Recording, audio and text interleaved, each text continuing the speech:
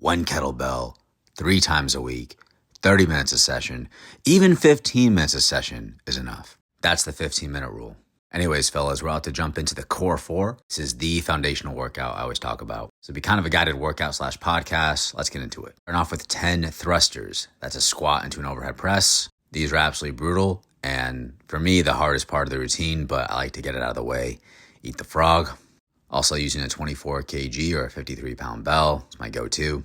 Thrusters are just an incredible move. Getting all your push muscles, your legs, especially your quads, your shoulders, a little bit of the chest. I'm not crazy, but we have push-ups for that later. Also tries. You get your core a lot too, your abs. All right, and then we're going into rows, doing 10 rows. I'm doing ballistic rows here.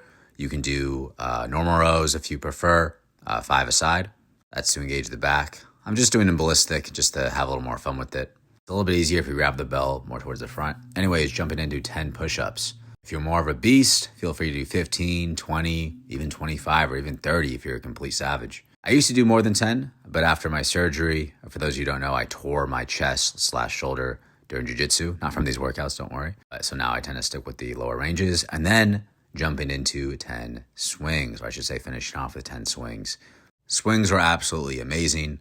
Do not sleep on these guys. I'm using a bent arm. You can do so as well. If you prefer a straight arm, that's fine. Bent arm tends to engage a little more of the back, especially the traps, which I like, and makes it easier if you're ever going to do stuff like high pulls or snatches. Usually a swing is the training ground for that. I just prefer swings, though. They're my go-to ballistic move. But yeah, guys, that is one round of the core 4. I've mentioned it so many times in my longer fitness guides. And if you guys follow me on Instagram, you know I post the core 4. I don't know. I posted it tons. Sometimes almost, more than once a week. It really is my go-to workout, though. It's my foundational workout. It's full body, hits every major muscle group. It's my foundational workout that I do for myself and even for my clients. A very high percentage of my clients just start with the core 4 and just stay with the core 4. Some of my clients do, other things. They want to switch it up a little bit. But it's always the foundational workout I have, again, for them and for myself. And so I recommend you make it a staple in your life as well.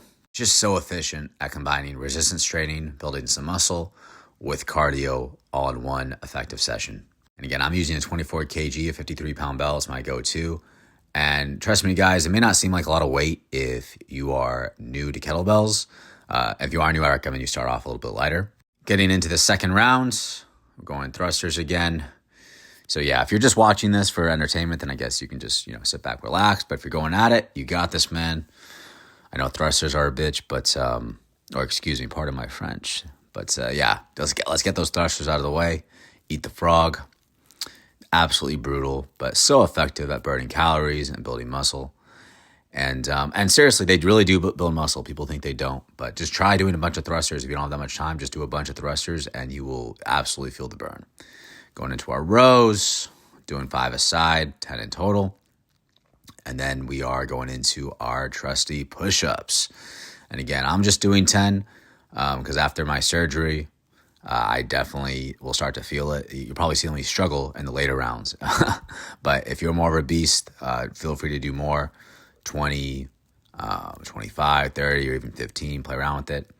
And then finishing off with swings. I think I'm still doing 10 here, but I will start to, maybe towards the last few rounds, start to bump it up a little bit. Generally, if you want to increase the reps, I recommend increasing it with swings because that's usually the place where you're going to be strongest. And again, with swings, just because there's always people who don't know what they're talking about, there's absolutely no issue with you bending your arm. It will engage your arms a little bit more, but we're still driving the kettlebell with our hips, right? Swings are such an amazing move, guys. If you don't have that much energy, like you don't have enough energy to do the thrusters, like let's say you didn't get enough sleep, just do some swings and some push-ups, or you could do some swings and even overhead press.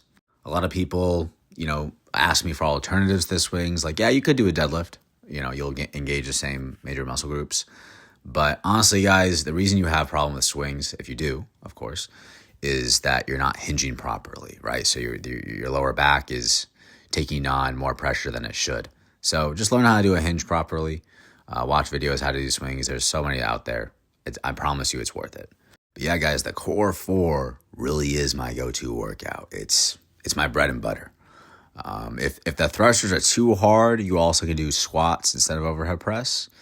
Most of my clients are men, but sometimes women want to do, if they can't do as much. Of course, if you are a woman, you can. That's awesome. Not trying to say you can't, but just throwing out other suggestions for people. If you can't do push-ups, you can always do floor press where you lay on your back and then you just push it up like a bench press. It's a little more focused on the triceps if you're just using one kettlebell, but honestly, it's fine. I love this workout. It is brutal, but that's why it's so effective. If you're doing the workout, we are starting the third round, so going to thrusters. But yeah, guys, this workout is it's amazing. I love it. I also hate it sometimes, but it's just so effective. And like I said, if you do this workout 3 times a week, 30 minutes a session, plus, of course, you have to eat right, which I talk about my other fitness guides, but you will be an absolute savage. You'll be a beast. This really does hit all of your major muscle groups. Of course, you can always do some curls and extensions and, even an assisted lateral raise if you want for, some more of the show muscles. But this hits every major muscle group. It will build, you will feel, if you have never done a workout like this before, you will feel it the next day, right? And maybe even the day after that. People are really surprised at what you can do with one moderate, even light to moderate kettlebell. And again, even though I'm using 24 kg, I'm also not a very big guy. It's 53 pounds. If you're a brand new beginner, I recommend picking a weight you can overhead press 8 to 12 times with one arm. For most guys, 16 kg at 35 pounds is a good bet. But even, a 12 kg or a 25 pound bell is, it could be fine too if you're on, maybe the smaller side or a little bit older, or you just want to be a little more conservative with it. That's fine. And again, there's no one exact weight anybody should use. I have guys ask me, oh, I'm 35 or I'm 53. What weight should I use? I'm like, bro, I don't know anything else about you. Like, you know what I'm saying? There's so many factors, but generally a bell you can overhead press 8 to 12 times with one arm. If you're unsure, 16 kg or 35 pounds is usually a safe bet, or you can go a little bit lighter if you want. I like to do mobility work every morning, but I also will do it in between some of my rounds. Right now, I am just holding a deep squat. My butt is actually off the ground. May not look like it, but yeah, it is slightly off the ground. A lot of people ask how I can do this, but guys, I just spend so much time in that squat position. It's so important that you do that. I think people really underestimate how important it is to work on your mobility, and even just something as sitting down in a squatted position. It will do a lot for you, man. It will do a lot for you. Man, I could probably make a whole video just on that. Maybe that's a video topic for the future. But if you're wondering, some mobility stuff you could do, trying to hold a deep squat is, I think, an essential. Hanging is also amazing. Hanging will really decompress you and make you feel better. And yeah, is another easy thing you could do that will make a massive difference. There's so many little high impact things you can do. Obviously, working out is amazing. I create, tons of workout videos, and so I promote that, of course. But I think doing these other things to make sure you can move your body in a way that will allow you to continue to move your body for the rest of your life is super important.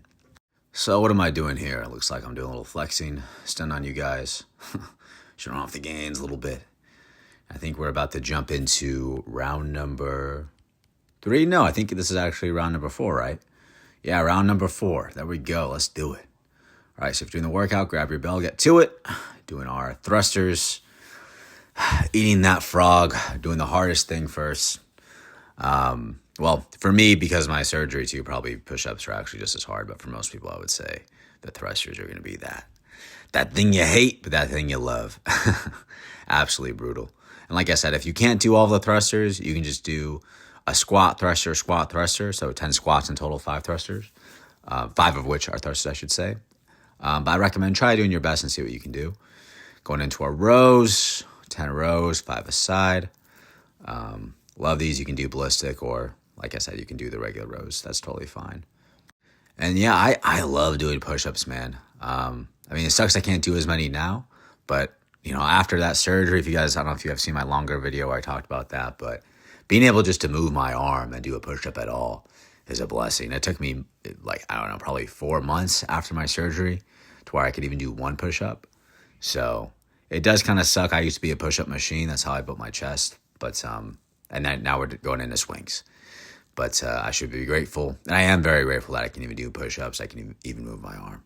That was nasty, man. You know, we like to think of jiu-jitsu. Oftentimes, I remember I train people call jiu-jitsu like, the gentle art. Maybe we stole that from judo. But, man, that was not gentle when that tendon tore off the bone. And that was a very non-gentle experience, let me say that.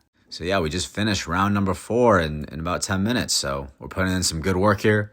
If you're doing this, some of you guys are just watching, listening, that's totally cool, podcast style. But if you're doing the workout with me and you can't keep up with the pace, feel free just to pause it before the next round, right before I start the next round. If you still need a little bit of a break, that's totally fine. Just work with where you're at. There's absolutely no issue with that whatsoever. And just did some body weight halos, just a little bit of light mobility. I do, like I said before, I do my main mobility in the morning, so this is not all I do. I just want to be clear on that. I do recommend you do sometimes I include halos in the routines, like a squat variation with the halo at the top, but I do recommend you do some halos. You work on your shoulder mobility, you work on your mobility overall, at least a few minutes every morning. That's what I do, and it definitely makes a big difference in how I feel, which is part of my 3 morning movements, right? So I have the 3x3 method. For those of you who follow me for a while, you probably know what that is. But if you don't, that's why I have 3 long-term hunts, 3 long-term goals, 3 morning movements. For me, I do drink my water, do some mobility, then have my coffee, and then 3 daily hunts, which are basically 3 daily tasks that align with my long-term goal. So definitely need to break that down in a fitness guide in more detail. But I do some basic mobility work in the mornings.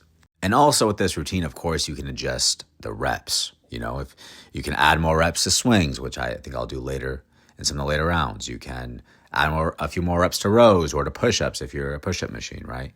You can play around. Maybe sometimes you just do squats and take out the thruster, and then maybe you do overhead press separately, right? There's all these different variations you can do. So then we're jumping to the next round for those of you doing the workout. So this should be round number 5. Do on thrusters. But yeah, there's so many different variations you can do, guys. I don't expect you to necessarily stay with the same rep range the entire time. Although this actually is a pretty decent guide. The 10 reps of thrusters, 10 reps of rows, 10 reps of push-ups, 10 reps of swings are a very solid foundation. And usually when you up the reps, I recommend upping it with swings first. And then for some people, upping up the push-ups a lot, especially for men who don't have much weight to lose. But if you have more weight to lose or you're not as good at them, that's okay. You can keep them the same. Rows can vary. Thrusters are one where usually we up them the last because they're just so difficult. Now, if you're doing squats instead of a thruster, that's different. You can definitely up the squats. You'll see with some of my routines, it might be like, 14, 15 squats, and then 12 rows, 12 to 14 push-ups, 18 swings, stuff like that. But yeah, guys, if you have a decent sized bell, then just keep it at 10 for a while. I really like to aim for about 5 to 9 rounds. And if you can do more than 9 rounds, like you can do 10 rounds, and it's definitely time to think about upping the reps a fair amount. I like to use the add 3 rule. So three reps to swings. You could add 3 reps to push-ups. Obviously, something like rows, you will add 1 or 2 aside, so it's even. And thrusters, you can do the same thing. But yeah, even increasing the reps by just a few can make a big difference in the overall workout. And that's also, by the way, how you can progressively overload with one bell. Of course, down the line, a few months down the line, if you want to buy another bell, oftentimes I recommend that. Oh no, you said one bell. It's not that big of a deal to buy another bell 3 months from now if you've already been consistent, my friend. But even with one bell, if it's a decent sized bell, you can always just add a few more reps, and that will make the workout a lot harder. Trust me, it will make a big difference, especially towards those later rounds. And guys, even when I travel, like if I go to other countries, like I was in Mexico before, the heaviest bell I could find was a 16 kg or 35 pound bell. Now I got 2 of them, right? So I can basically act as a 32, right? If I have 2 of them. But oftentimes in those workouts, and you see some of my posts on Instagram or even here on YouTube Shorts where I'm working out by the pool, that was in Mexico, absolutely gorgeous. Even though I had 2 16 kg bells, I used 1 bell still for most of my workouts. It's just fun. It's just obviously, and I increased the reps. So I was doing higher rep ranges, but still the same style of workout, just more reps. And honestly, kind of missed that. Um, I mean, obviously being by the sun, by the pool is amazing, nice weather. But even just the 16 kg bell you can get an amazing workout with that, right? If you're lean enough, if you eat right, then you will have a little bit of muscle. You're not going to be some professional bodybuilder, but you're going to have a little bit of muscle. You'll be lean. You're going to look good. You're going to feel good. You're going to be in amazing shape, right? Absolutely amazing shape. And if you want to increase the weight, then you can do that. You can just buy a bell that's a little bit heavier. A lot of people like the adjustable bells. I'm not the biggest fan of them.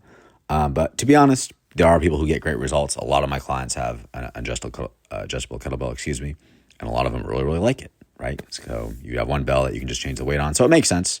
It's very practical. For me, I just like having I don't know, maybe I'm a little more old school, but we are starting round number 6 with thrusters.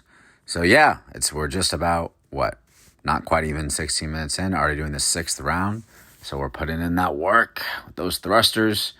And you can see, even if you look at my physique right now, you can see the abs, see the core being engaged.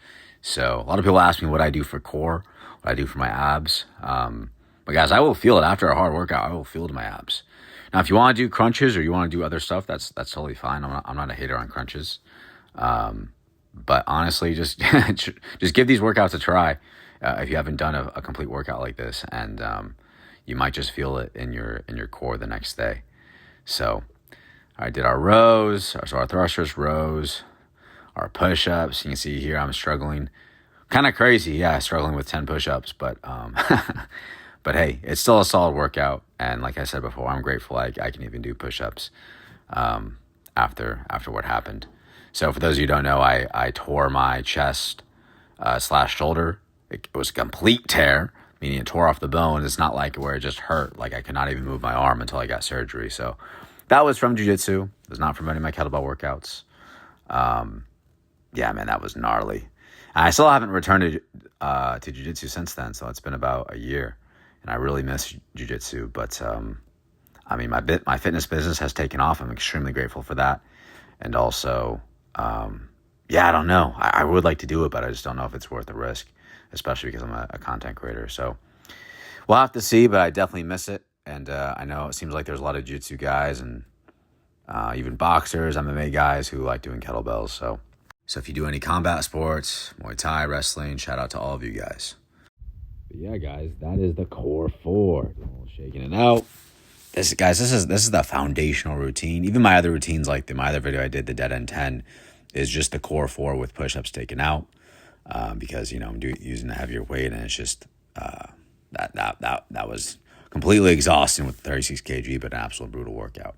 So yeah, guys, use this as your foundational workout. Play around with it. Once you advance, you can play around with the rep ranges and use different variations of it. Here I'm flexing on all the haters who say you can't build muscle with kettlebells. Hope you guys enjoyed it. If you want to get in the best shape of your life, you can apply for coaching down below. Anyways, guys, I ended up doing 2 more rounds after this. You can just replay this if you want to do 2 more rounds, or if you're already done, no worries. But give it a go and let me know what you think.